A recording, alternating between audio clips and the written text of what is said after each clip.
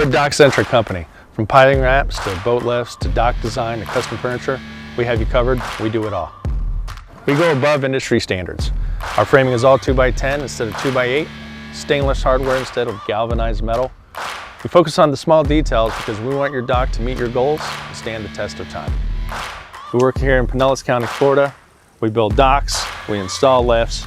We also have a commercial scuba diving division, a dock wraps division, and a dredging division. We really take a lot of pride in our work. We're very meticulous about our work.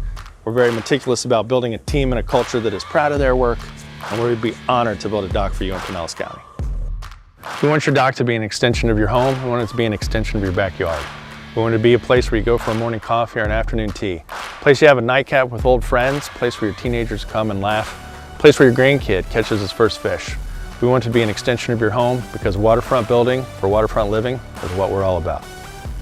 You can contact us at gulfandbaymarine.com or 727-252-9915.